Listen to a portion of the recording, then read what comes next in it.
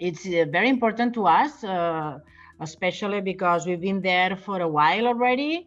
We have stores not only in Moscow, but also around the country. And we are really very, very pleasured because we felt that we find a way to communicate to the Russian customer. Because, of course, because we do have a great team also there that is really taking care of the situation and of the market. So I can say it's one of the key countries for TOUS. I did in 1986, I was at the GIA, that's the Gemological Institute of America in Los Angeles. And I was studying and I was graduating in gemology. I'm a specialist in diamonds and in cultured pearls. And then I just arrived at TOUS in 1987. So that was at the same time, more or less, than the expansion of the brand at TOUS began. So we come up from only one store to a second one, third one, fourth one, and that was more or less at the late 80s. So I've been involved since the beginning of the growth of the brand. At the same time, the TOUS Bear was born, more or less that was 85. And my focus at the first time when I was at TOUS, besides the gemologist work that I've been doing, was to promote all the communications areas. Now I'm leading the corporate department as a corporate vice president. Let's say the main change during all these years, I think, is nowadays is to share our knowledge all around the world.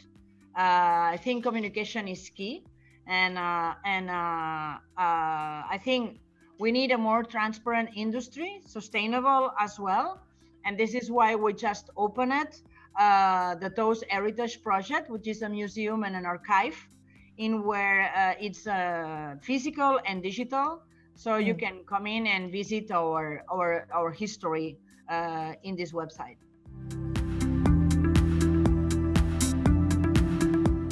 Well, the jewelry industry has changed because the society has changed.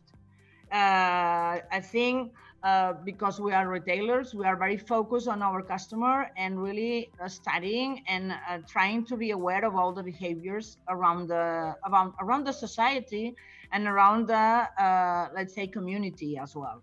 So nowadays there is a very big difference of what was happening in the late 80s. Nowadays we are talking about sustainability. Nowadays we are talking about the digital world. Nowadays we are talking about millennials, about Gen X. I mean, it's about new values that are coming up at the same time as new ways of consuming.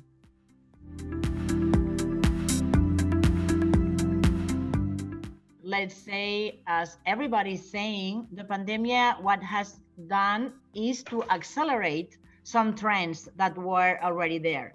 The ones that I mentioned about sustainability, it's about being more transparent, having the very best practices in your company as you can, and telling these best practices to the world. Mm-hmm. It's about also communication. We really have to be more open at mind and communicate in a very, let's say, 360-degree way. We have to really not only refer to our customer, that's going to be our main focus, but it's also about communicating to all the stakeholders that are related to you.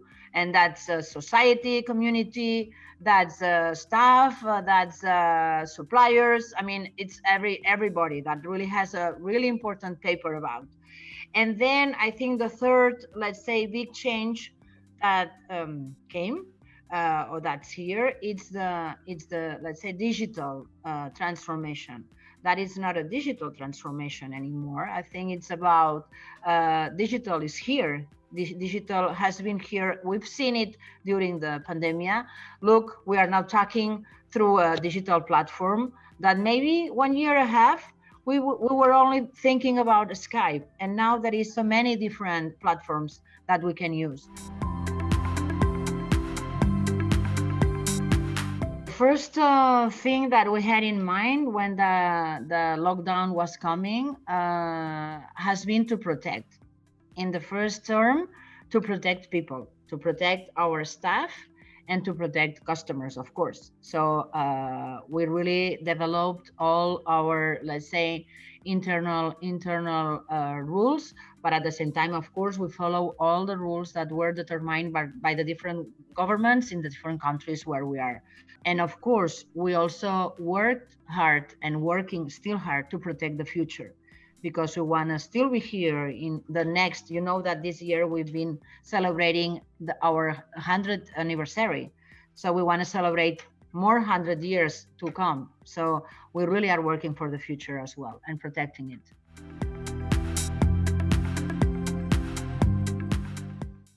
I can see that I've been always working in a family business. So all my experience is for my, let's say, own company. But I think I can say that the family values are very related to the behaviors of the company in a family business. And family business used also to have a purpose to develop its own, let's say, way for the future. In our case, our purpose is building to last. So we are here to stay, and we are here to still, let's say, selling illusion to our people, because we are selling illusion. It's not something that jewelry is something that you may not need, but it may help you when it's the moment to celebrate something, or just to making you feel much better and making your own self-gifting. For the point of view as a family member, we always have in mind what's first, the family or the business. Everything that's good for the business can be good for the family, but not all the things that are good for the family can be good for the business.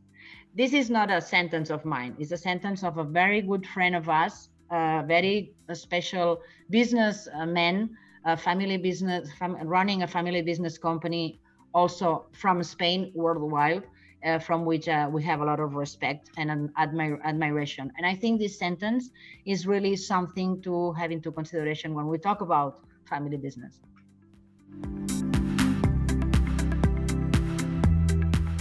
I think it's something that you have to convey. You have to work with this balance. As I told you, we are celebrating 100 years this year. We're celebrating our centenary. And during all these 100 years of history, we have been very loyal to our roots, to what we were and what we are, from where we came from and where we are right now. But of course, at the same time, we have to adapt to the constant evolution of the society. I've been always work with my sisters and my mother, and in a company where woman has a very strong presence. So I only can say that maybe woman can be more inclusive and friendly when leading a company, and at the same time passionate and emotional, of course, but it's also a matter of combining all these things.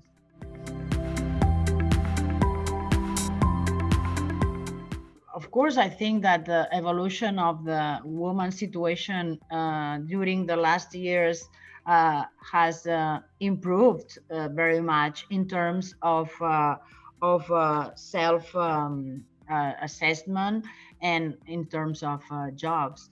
But of course, there is a lot still to do and a lot still to come.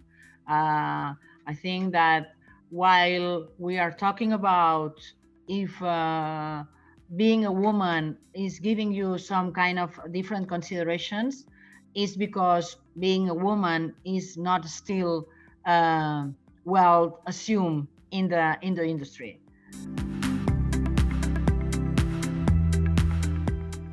You really have to work in yourself at the beginning and really try to see you in the future, where you want to be, what do you want to do, and what makes you happy at the same time, because you are going to spend a lot of time working in the future. So you really have to work with emotion, with passion, and with illusion. So it's a matter of believing in you very much, trying to be aware of making a mistake, because if you make something wrong, you will really learn very much from that. That's not anything that you have to be complained about. So it's a matter of believing in you.